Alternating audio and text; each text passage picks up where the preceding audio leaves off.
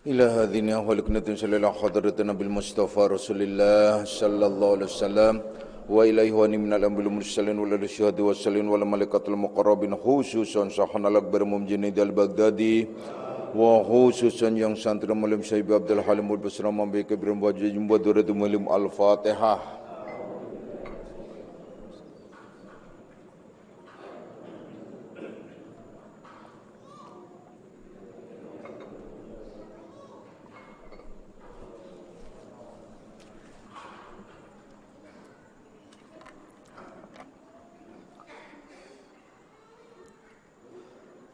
Assalamualaikum warahmatullahi wabarakatuh.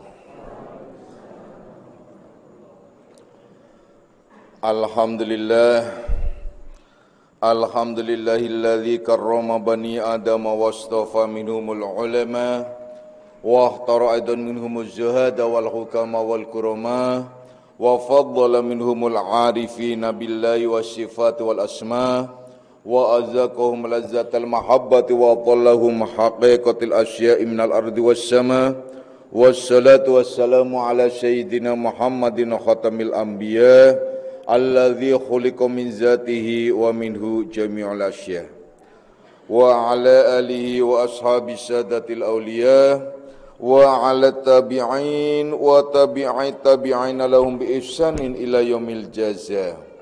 Subhanaka la ilma lana illa ma 'allamtana innaka antal alimul hakim wa la haula wa la quwwata illa billahil aliyyil azim amma ba'd. Ma'asyiras salikin, kaum bapak dan kaum ibu jamaah pesantren Akmaliyah, anak-anak rohaniahku semuanya, baik yang hadir secara jasmani maupun nafsani, baik yang mendengarkan langsung di pesantren Akmaliyah maupun yang melalui radio online Akmaliyah, insya Allah mudah-mudahan di senja Ahad ini kita bersama-sama mendapatkan limpahan rahmah maghfirah serta hidayahnya, amin. Mari kita lanjutkan kajian kita di dalam membahas kitab Ihya Ulumuddin, kitab Syarhus Salikin, di mana kita masih membahas tentang kemarahan, yakni fi bayani dzamil ghadab, yakni menjelaskan tentang buruknya, jeleknya, aibnya istilahnya orang yang marah, yang tidak bisa menahan marah. Nah, sebagaimana yang telah kami jelaskan bahwa pada kajian yang lalu, marah itu datangnya dari setan. Siapapun yang marah menjadi setan, yang memancing kemarahan juga setan, yang mendengarkan kemarahan itu kalau sabar dia malaikat, ya. Itu. Jadi kalau ibu-ibu lagi marah, maka tidak lain ialah ibunya setan itu. Gitu, ya. Kalau ada wanita cantik tapi suka marah-marah, itu adalah kecantikan setan, gitu kan? Kan begitu. Jadi nggak usah ini. Kalau ada yang ganteng marah, ya setan. Kalau Mas Paik marah, apa? Ya,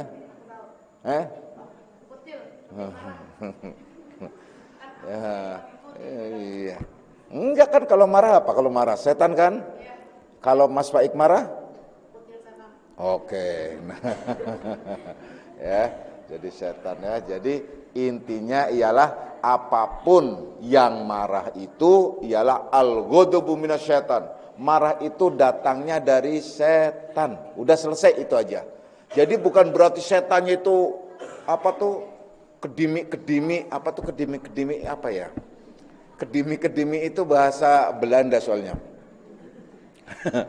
Jadi kedimi-kedimi itu maksud diam-diam kemudian datang ke orang kemudian wujudan, tidak. Ya, yang harus kalian tahu bahwa setan itu predikat, sifat dari orang yang marah.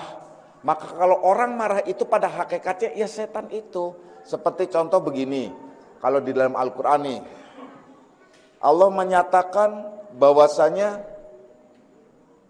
kita dilarang untuk menjadi orang yang suka membuat mubazir, karena tusrifu, berlebihan.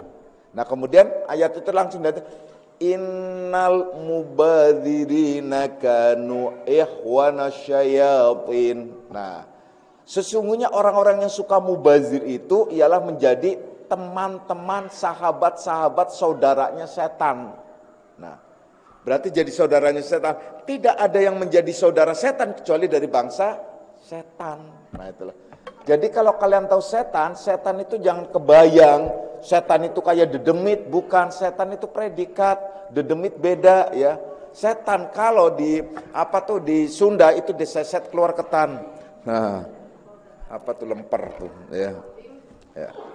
Setan itu. Jadi setan itu begitu memang. Jadi siapapun sifat yang muncul padanya itu setan. Jadi kalau kalian nanti lihat di nafsu lawama, sifat-sifat nafsu lawama itu sifat-sifat setan. Maka yang bersifat nafsu lawam tidak lain ialah setan. Maka kalau kalian ingin tidak menjadi setan, maka jangan marah. Jadi kalau kalian muncul marah, langsung nasihati oleh diri kalian sendiri. Ya Allah, jangan sampai jadi setan, jangan sampai jadi setan, jangan sampai jadi setan. Akhirnya karena di depannya tambah, jangan sampai jadi setan. Kepalang dia setan deh gue udah. Nah kalau wanita setan itu sama aja kuntilanak gitu loh ya. Nah itu. Udah kita lanjutkan. Kemudian pada kajian yang lalu telah dibahas juga bahwasanya untuk meredam kemarahan itu ialah dengan dua cara. Pertama dengan ilmu, yang kedua dengan amal perbuatan. Dengan ilmu sudah dibahas, yaitu bahwasanya ilmu itu ada 6 perkara. 1-4 sudah dibahas pada kajian yang lalu ya. Nah sekarang meredam kemarahan ya, yang keempat dari ilmu, yang kelima dari ilmu. 1-4 sudah dibahas kemarin ya. Nah sekarang yang kelima. Nah, apabila seseorang marah, yang kelima ini, yaitu hendaklah ia memikirkan sebab yang membawa marah itu. Yang membawa marah itu, yaitu membawa marah seseorang itu, maka yaitu tiada baginya daripada sebab, yaitulah seperti dikatakan setan baginya di dalam hatinya. Mengapa? Tidak engkau marah akan orang yang menyakiti akan dirimu, atau orang yang memberi rasa malu atau membuat fitnah terhadap dirimu. Kenapa engkau tidak malu terhadap Allah Subhanahu wa taala kalau dikatakan kamu itu setan? Nah, ini harus ditekankan kembali ke dalam diri kita bahwa kita harus tahu persis tentang sifat-sifat setan itu, yakni bahwa marah itu setan. Apabila muncul marah, langsung yang seperti Bapak tadi jelaskan, ingatkan bahwa yang marah itu ialah setan. Berarti diri kita bisa menjadi setan. Siapapun bisa menjadi setan. Jadi jangan menuding orang lain setan, tapi diri kita ialah bisa menjadi setan. Coba kalau ibu-ibu bisa mengamalkan seperti ini, rasanya sulit untuk marah. Mau marah? Wah, setan urusannya. Itu udah muncul marah lagi, setan nih. Udahlah, daripada kalian jadi setan, masih mending mati syahid. Percaya deh. Kenapa? Kalau kalian menahan marah, akhirnya menahan marah sampai akhirnya batuk-batuk. Setelah batuk-batuk akhirnya kalian nyesek, akhirnya sampai ke jantung sampai berhenti napasnya, plek, mati syahid. Jadi nggak usah khawatir, kalian akan masuk surga. Jadi jalan pintas untuk kalian masuk surga ialah biarkan suami kalian memancing kemarahan kalian hingga kalian jantungnya berhenti. Nah itu jalan pintas masuk surga itu. Ya. Jadi biarkan saja, nah itu loh. Jadi jangan kalian terpancing oleh kemarahan. Bapak sudah jelaskan pada kajian yang lalu, yakni bahwasanya Allah menyuruh malaikat untuk menguji, mencoba semua hamba-hambanya turun, yaitu dengan berbagai macam cara ujian dan cobaannya. Ujian dan cobaannya dengan berbagai macam cara, apa saja sih? Banyak ujian dan cobaannya itu, yaitu didatangkan teman yang membuat marah-marah kita, didatangkannya saudara yang menyebabkan kita marah, didatangkannya orang lain yang menyebabkan kita marah, dihadapkan situasi dan kondisi yang memancing kita marah, terus semuanya dihadapkan oleh Allah. Itulah yang diisyaratkan bahwasanya iblis pada saat berjanji di hadapan Allah minta untuk diberikan panjang umur dan minta diberikan keleluasaan untuk menggoda anak cucu Adam dan menarik sebanyak-banyaknya anak cucu Adam menjadi pengikutnya, yaitulah akan mendatangi anak cucu Adam dari depan, kiri, kanan, belakang, atas, bawah, luar, dalam. Itu setan, itu cara mendatanginya. Gimana cara mendatanginya? Dengan berbagai macam cara. Jadi bukan wujudnya setan kutuk gitu loh. Enggak. Yaitu dengan wujud yang bersifat setan. Suami suatu saat berwujud menjadi sifatnya tuh setan. Anak bisa berwujud sifatnya menjadi sifat setan. Pokoknya yang memancing kemarahan. Itu aja prinsipnya. Teman datang dalam wujudnya itu sebenarnya wujud teman, tapi sifatnya sifat setan. Kenapa? Karena teman datang langsung nih. Begini contohnya, teman datang, ya. Setelah datang, kemudian kalian sudah siap-siap mau ngaji, langsung teman datang, kamu kenapa? Gitu. Ngapain mau ngaji? Oh sok alim aja kayak mau masuk surga, mau ngaji. Kita pergi aja sana. Udah macam-macam. Kan sebel tuh. Dulu perasaan kamu nggak pakai kudung, sekarang pakai kudung. Tumben amat kamu. Emang mau jadi wanita soleha? Udah macam-macam. Ngomong dengan bercandanya karena biasa berkelakar pada zaman dulu. Ternyata teman masih begitu, kan terpancing kemarahan kalian. Kalau kalian terus muncul marah, udah itu berarti udah kena oleh setan. Coba kalau kalian langsung, ya Allah ternyata temen ini masih tetap jadi setan, betah amat dia jadi setan, kan gitu. Dalam hati enak, jadi langsung luruh dalam hati, langsung luruh, oh iya semoga saya tidak terpancing setan. Kemudian kalian langsung bilang, mau ngaji mau ikut, nah terus dia males amat ngaji. Ya udah kalau gitu kamu pergi aja, selesai kan enak. Coba di jalan juga kepancing lagi. Kenapa? Kalian naik motornya disenggol, gitu kan? Disenggol marah seumpamanya, mencaci maki dan macam-macam.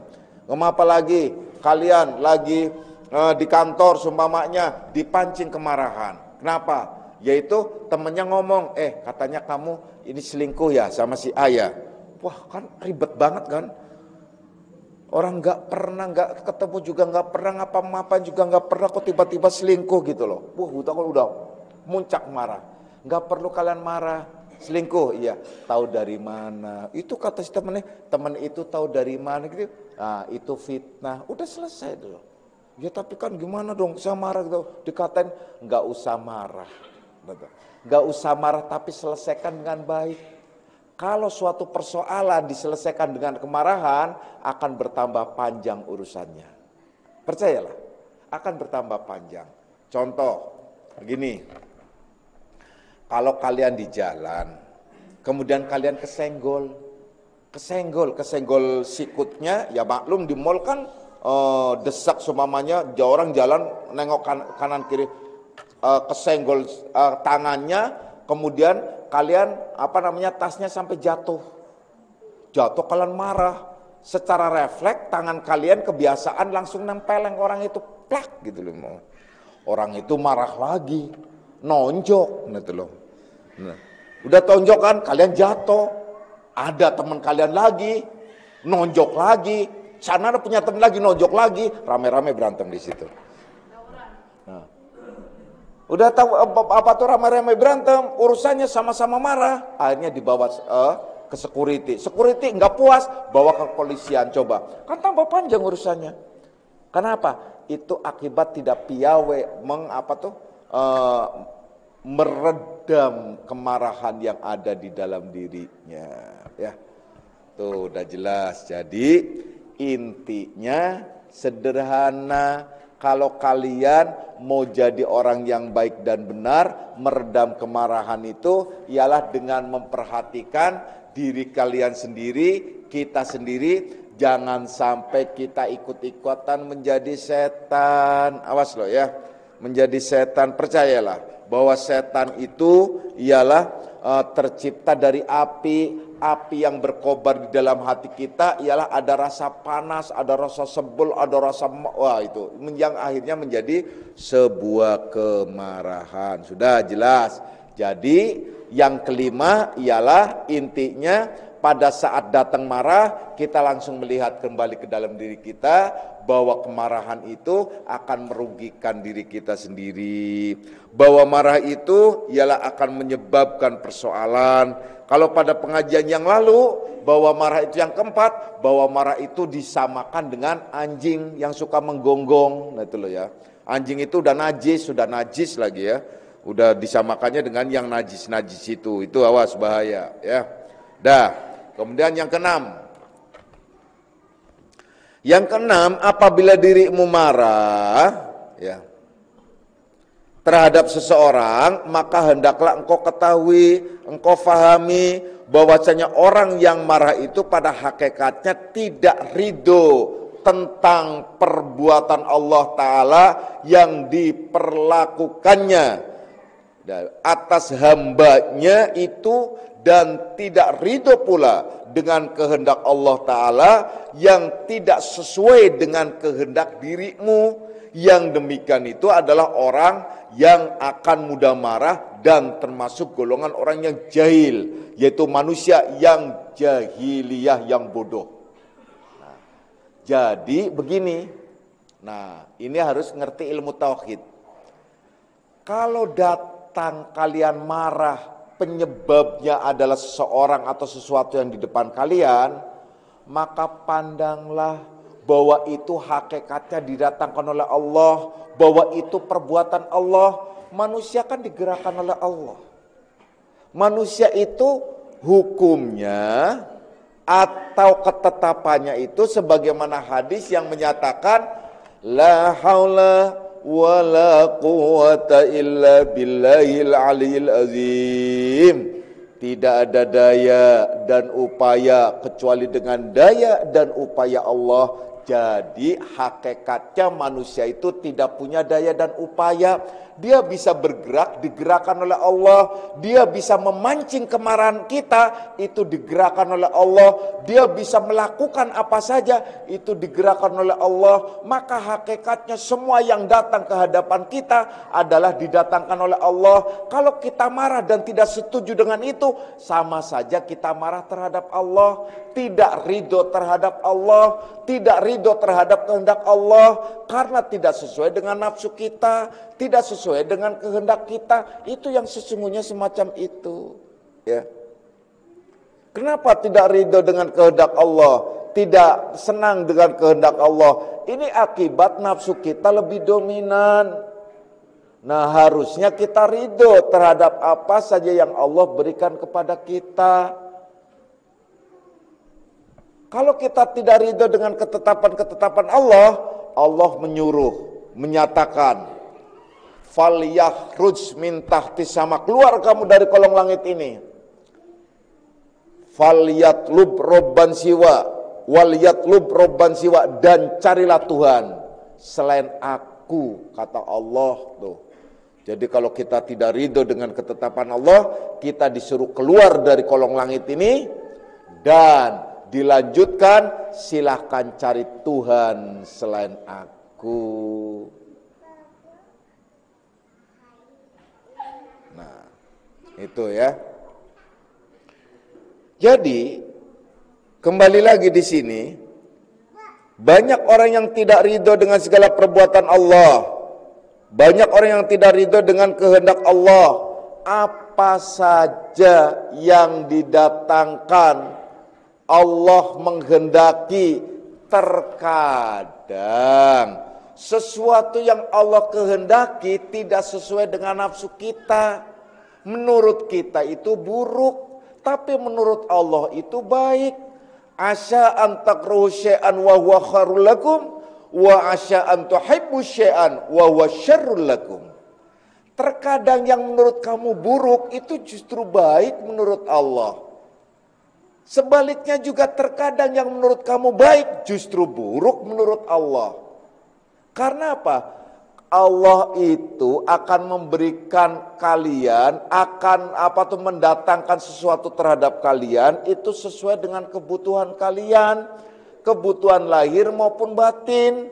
Kebutuhan lahir dalam arti urusan jasmania, kebutuhan batinnya dalam arti urusan ruhania. Kebutuhan lahiriah menyangkut meliputi tentang rezeki dan lain sebagainya. Tapi kalau persoalan-persoalan ruhania banyak lagi tentunya hal-hal yang lain. Seperti masalah jiwa, psikologis dalam hal ini masih banyak lagi.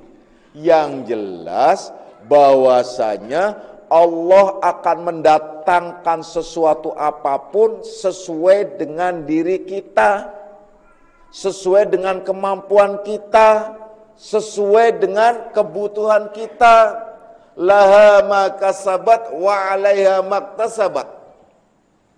Jadi Allah itu tidak akan memberikan beban ujian dan cobaan yang melampaui batas dari kemampuan manusia. Tapi buktinya ada orang yang bunuh diri. Buktinya ada orang yang gak kuat menerima ujian dan cobaan. Itu bukan gak kuat karena tidak bisa mengelola. Tidak bisa mengelola hidup, tidak bisa mengelola perjalanannya, tidak bisa mengelola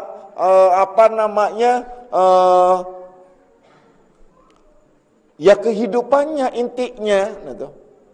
Jadi tidak bisa, kalau orang sudah tidak bisa mengelola, itu akan menjadi persoalan. Jadi yang dikehendaki di sini ialah kalian harus bisa mengelola hidup kalian. Kalian harus bisa mengelola perjalanannya. Kalian harus bisa mengelola tata caranya. Kalian harus bisa mengelola apa saja. Kalian harus bisa dikelola. Ya. Itu yang harus kalian sadari ya. Kenapa? Kalau kalian tidak bisa mengelola dalam kehidupan, yang ada ialah marah-marah terus. Nah, Bapak sering menjelaskan kepada kalian, hidup ini persoalannya, utamanya ialah kita memandang kehidupan itu seperti kita meletakkan lensa. Kalau lensa dalam kamera, nah kalian kan pegang handphone tuh, pegang handphone itu kalian sudah tahu kamera. Kalau dulu mungkin orang nggak paham tentang lensa. Kalau lensa kamera profesional mungkin itu lain persoalan. Udahlah cukup saja handphone. Nih, kalau kalian bisa lihat handphone, kalian bisa lihat kamera lain, kalian bisa lihat di dalam handphone ada gambar. Kalian bisa lihat di dalam handphone itu apabila diklik gambar kameranya akan terlihat semuanya. Apabila di zoom semua itu jadi besar, yang kecil jadi besar dan lebih nyata dan lebih jelas. Tapi apabila di long shot menjadi panoramik, maka menjadi indah.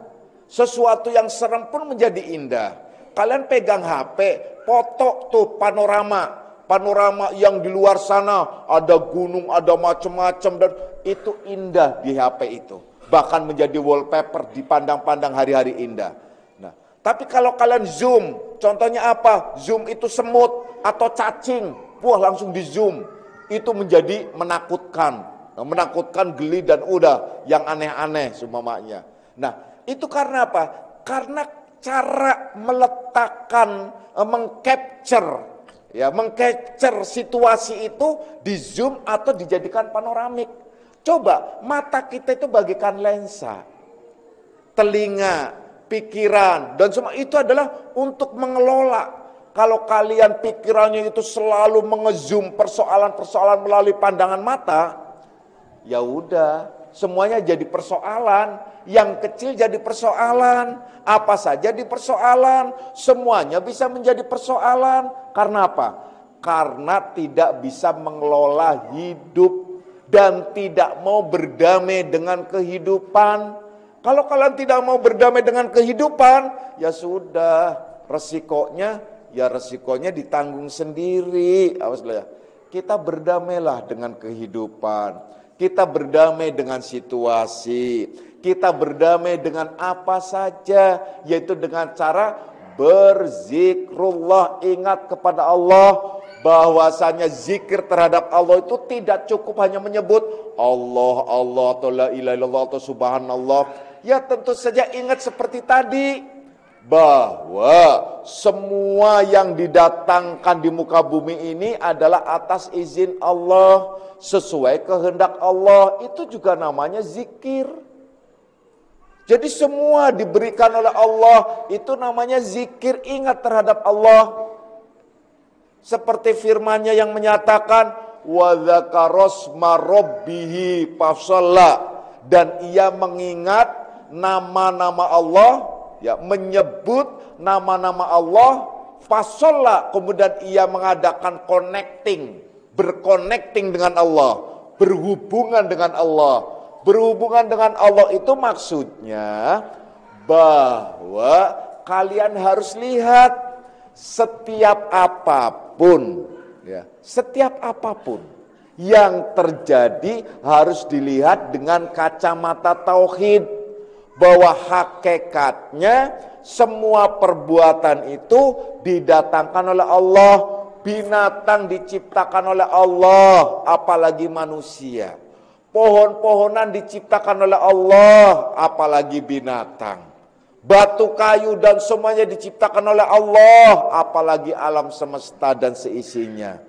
Innallaha khalaqas samawati wal ardh wa ma bainahuma. Sesungguhnya Allah yang telah menciptakan langit dan bumi dan apa saja yang ada di dalamnya, itu Allah yang menciptakan. Jadi jangan kemudian kita mengklaim, kemudian melihat sisi lahiriahnya. Coba kalau kita renungkan baik-baik, ini semua Allah yang menciptakan, semua Allah yang mendatangkan, semuanya Allah yang memberikannya. Kita akan tentram, kita akan enak, kita akan sejuk, percayalah. Kalau kita tidak melihat kepada Allah, hati kita tuh gemrungsung. Ngerti nggak gemrungsung? Terus saja bergolak terus hati itu. Kemudian sudah bergolak, akhirnya Allah meletakkan di dalam hati. Dan itulah sebagai tanda orang yang hatinya ada penyakit. Nah, kalau sudah tanda di dalam hatinya ada penyakit, Allah menjelaskan dalam firman Allah, berfirman lain. Fi qulubihim maradun fazadahumullahu marada. Fi qulubihim marad, di dalam hati mereka ada penyakit marad. Fazadahumullahu marada, maka ditambah lagi penyakitnya oleh Allah Subhanahu wa taala. Akibat apa? Tidak mau menyelesaikan, tidak mau berdamai. Nah itu, tidak mau ridho dengan situasi. Cobalah kalau diisyaratkan dalam bahasa Jawa, semeleh. Jadi orang itu semeleh dengan kehidupan. Jadi orang itu semeleh dengan situasi. Semeleh itu artinya semeleh nih. Artinya semeleh ialah nerimo dengan situasi, nerimo dengan keadaan. Nah itu maksudnya. Kalau sudah nerima dengan keadaan, nerima dengan situasi, itu akan lebih baik. Coba deh. Kita menerima dengan keadaan, kita menerima dengan situasi, itu nikmat banget hidup itu. Kalau sudah berbicara nerima keadaan, nerima situasi, itu di situ di dalamnya ada kata maklum, yang berarti memaklumi situasi, memaklumi keadaan. Kalau kalian teman itu adalah marah-marah, teman itu memancing kemarahan, saudara memancing kemarahan, semua dimaklumi. Ya maklumlah dia adalah belum mengerti, ya maklumlah karena dia belum paham, ya maklumlah karena dia lagi menstruasi gitu loh. Kan biasa aja. Tapi ini kan laki-laki, ya mungkin dia mencret kan gitu aja. Ya itu kan begitu aja, sederhana saja. Dia enak-enak aja, dibikin enak aja. Orang marah-marah, dikit-dikit marah, dikit-dikit marah. Kok sensi banget, marah kok dikit-dikit gitu ya. Nah itu, jadi harus kita kelola, percayalah, kelola. Allah itu tidak akan memberikan beban lebih pada hamba-hambanya dalam memberikan ujian dan cobaan, percaya. Kalau tidak bisa mengelolanya, itu yang disebut orang merasa dirinya tuh diberikan beban lebih karena didramatisir. Setiap persoalan didramatisir. Setiap apa saja didramatisir. Coba. Sakit dikit aja didramatisir. Tuh, saya lihat ada orang mendramatisir rasa sakit berlebihan. Akhirnya dibully gitu loh. Siapa? Yaitu waktu terjadi bola dunia. Itu namanya Mimar. Siapa? Neymar. Nah, ya. Keinjak dikit guling-guling. Akhirnya banyak video yang guling-guling gitu loh ya. Itu kan dibully, itu contoh, itu mendramatisir persoalan tuh. Nah, tuh. Mendramatisir persoalan Neymar, pemain dari dari Brazil ya. Wah, itu parah itu ya. Itu contoh. Kalian mendramatisir apa lagi? Mendramatisir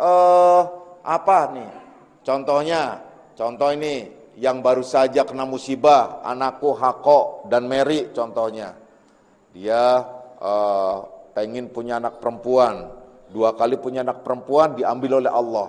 Nah ya, di dalam hadis siapapun orang tuanya yang diambil anaknya oleh Allah sebelum ia dalam mengasuhnya, kemudian dia dalam kondisi sabar, maka Allah akan menjamin baginya ialah surga untuknya. Nah itu karena disambut oleh anak-anak ya. Ini anak-anak yang baru meninggal ini, anak-anak yang masih kecil yang sudah sudah bernyawa ya, itu nanti di sana itu adalah akan menjadi bidadari-bidadari dengan umuran yang antara 20 sampai 30 gitu. Itu jenjang-jenjang, wah cakep-cakep gitu. Itu bidadari dan bidadara. Nah, kalau yang belum bernyawa seperti guguran dan lain sebagainya, itu disebutkan dijadikan sebagai hiasan.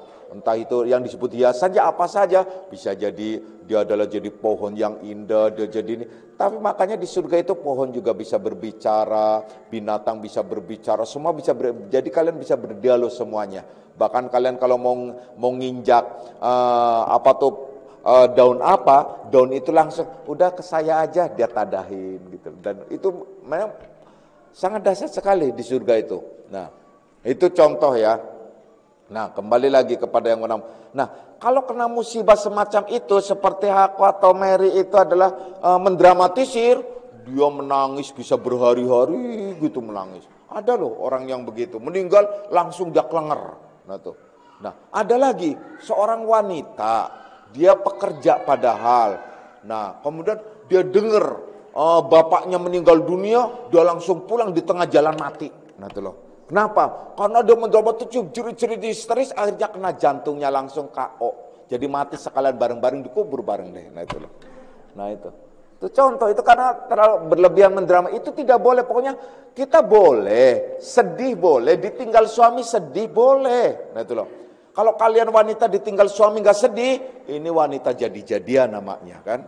Nggak mungkin, dia sedih, tapi nggak boleh mendramatisir berlebihan sampai nangis guling-guling. Ada orang yang ditinggal suami nangis guling-guling, belum 40 hari dilamar mau. Nah kan aneh kan, itu contoh. Jadi nggak boleh mendramatisir. Artinya dalam kehidupan apapun sedih boleh. Rasulullah Sallallahu Alaihi Wasallam waktu ditinggal anaknya yang umur 4 tahun apa umur 2 tahun itu diterangkan, dijelaskan. Yang namanya Ibrahim.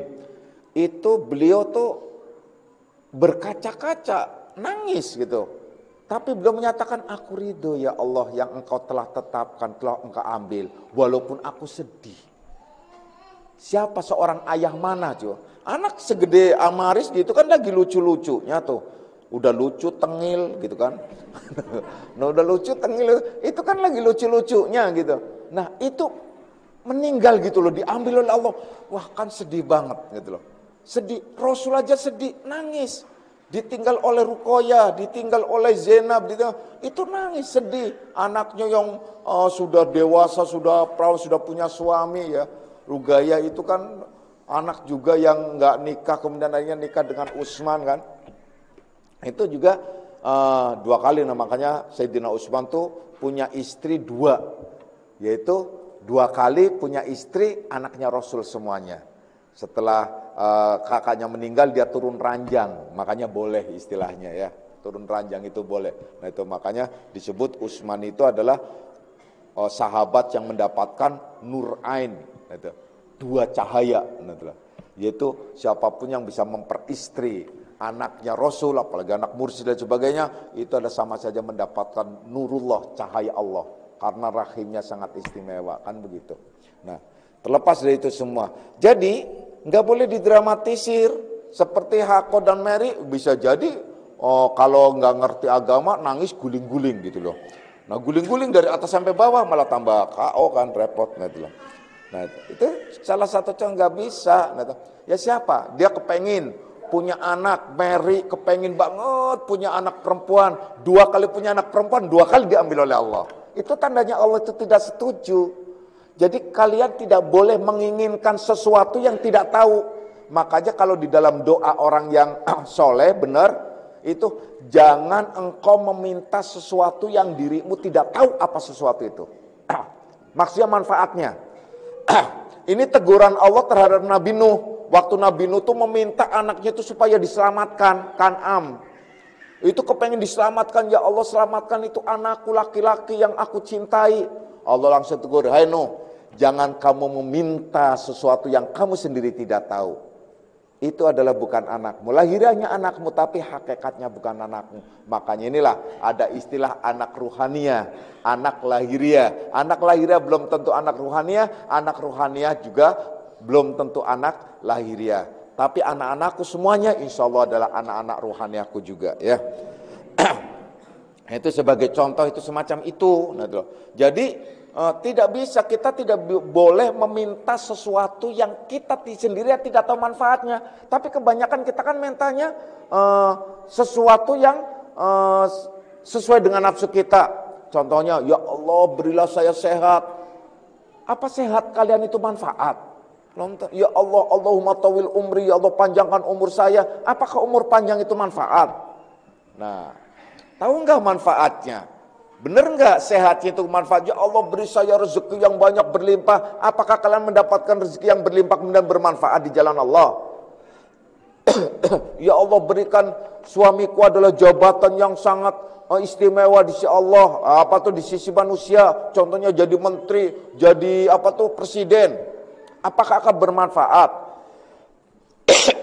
Kalau kalian jadi istrinya menteri belum tentu duduk di sini. Iya loh, belum tentu ngaji gengsi. Nah orang kita udah ibu-ibu sosiality dengan para bu menteri, gitu loh. Masa duduk di sini gengsi dong, gitu loh. Lah dasar kan, untuk akhirat pakai gengsi-gengsian, gitu. Itu contoh yang sederhana itu ya benar. Nah itu, jadi apa saja yang diambil oleh Allah, kalian harus yakin bahwa itu adalah sesuai dengan kehendak Allah. Apa saja yang diberikan oleh Allah kepada kalian, kalian harus yakin bahwa itulah yang Allah mau, bahwa kalian mendapatkan yang semacam itu. Rezeki sedikit banyak, yang penting berkah, gak penting banyak. Banyak kalau gak berkah percuma. Kalau kalian banyak rezekinya, contoh kalian, kalau saya coba ibu-ibu tolong jawab ya, kalian akan mendapatkan rezeki setiap harinya adalah kalian dapat 10 juta. Oh, dapatkan setiap hari loh 10 juta. 10 juta untuk kita gede lah, tapi kalau untuk mereka ya enggak lah. 10 juta kan lumayan gitu loh. Tiap hari tuh, berarti 1 bulan itu 300 juta loh.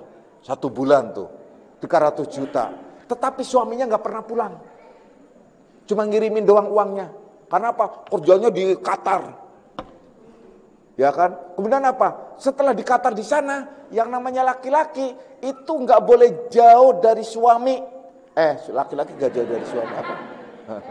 Oh, laki-laki yang namanya laki-laki nggak boleh jauh dari istri.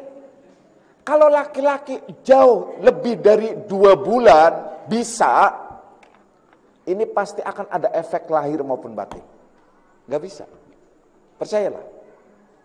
Oleh karenanya Rasulullah SAW memberikan keleluasaan bagi laki-laki waktu zaman perang itu, yaitu ada istilah mut'ah. Tapi mut'ah sekarang sudah ditiadakan, dimansuhkan. Nah kalau laki-laki yang pergi jauh, kemudian lebih dari 2 bulan, ada 2 kemungkinan. Dia diam-diam selingkuh. Awas saya jangan dianggap memprovokatori kalian ya yang suaminya jauh-jauh ya. Atau dia itu akhirnya punya penyakit. Yang akhirnya sampai penyakitnya nanti menjadi prostat. Karena dia menahan. Tidak mengeluarkan olinya. Gitu. Karena mobil kan harus dikeluarkan, olinya harus diganti. Kalau tidak, hancur. Pasti dia akan menjadi sebuah penyakit. Tahan terus pasti akan menjadi penyakit. Dan penyakitnya akan bertambah. Dan pada saat ketemu dengan istri, akhirnya dia sakit. Oleh karenanya, itu salah satu contoh. Nah, kemudian kalian dapat uang tadi 300 juta setiap bulan. Suami nggak pernah pulang dan akhirnya begitu.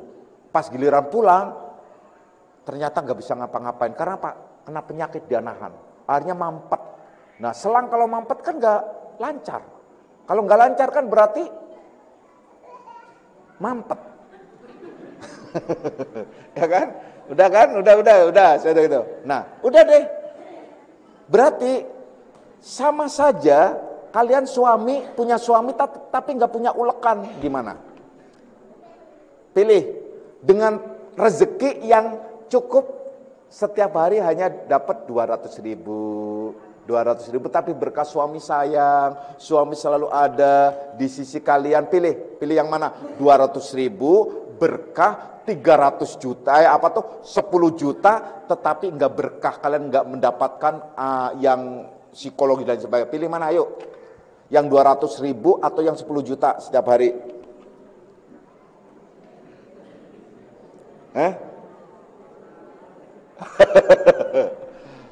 Mentanya ialah 10 juta tetapi suami baik-baik. Itu bukan pilihan, namanya serakah.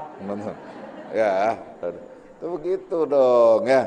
Nah contoh ya. Nah kembali lagi tadi, yang penting kita berkah, kita jadi tentram. Kalau kita makannya tuh rezeki yang berkah, itu nggak mudah kepancing, kepancing emosi. Marah itu enggak. Kenapa kita mudah marah? Karena makan rezekinya yang kurang berkah. Jadi mudah marah. Marah-marah. Coba deh kalau kalian banyak makan rezeki yang kurang halal, nggak berkah, halal tapi nggak berkah, itu mudah meletup-letup, mudah marah. Maka dari itu untuk menghalalkan dan memberkahkan rezeki masuk ke dalam diri kita, ialah jangan lupa setiap makan diawali baca Bismillahirrahmanirrahim. Itu untuk menetralnya, ya, udah jelas. Jadi yang penting kita dalam hidup ini tidak boleh mendramatisir, ya. Udah, jadi keenam itu, ya. Kemudian adapun amal yang menghilangkan marah seseorang itu, maka yaitu apabila marah seseorang itu, maka hendaklah ia mengucapkan a'udzubillahi minasyaitonirrajim, itu salah satunya. Dan banyak lagi hal-hal lain, atau Allahumma Rabbi, atau berdoa ya Allah ampunilah segala dosa-dosaku, atau pahami baik-baik, kalian menghindar orang-orang yang marah, menghindar, pokoknya kalau ada orang marah lebih menghindar. Karena apa? dengan cara kalian melakukan wudu. Kalau diri kalian marah, berwudulah atau memaafkan dan banyak lagi. Artinya dengan amal itu banyak sekali yang harus dilakukan. Yang penting ialah jauhi daripada orang-orang yang suka marah-marah. Dan kalau diri kita marah, maka kita memaafkan kesalahan orang lain dan sekaligus juga kita boleh berwudu secara fisik. Itu insya Allah dengan demikian kita akan menjadi orang-orang yang halim, yang bisa menahan marah. Ya, itu saja. Dah selesai dan insya Allah kita akan melanjutkan pada kajian yang akan datang dengan kajian-kajian lainnya. A'udzubillahi minasyaitonir rajim. Bismillahirrahmanirrahim. Raditu billahi rabban hamidinan wa bi Muhammadin nabiyya. Raditu billahi rabban hamidinan wa bi Muhammadin nabiyya. Raditu billahi rabban hamidinan wa bi Muhammadin nabiyya. Asyhadu an la ilaha illallah wa asyhadu anna Muhammadar Rasulullah. Hadanallahu wa iyyakum ajma'in wal afu minkum. Wassalamualaikum warahmatullahi wabarakatuh.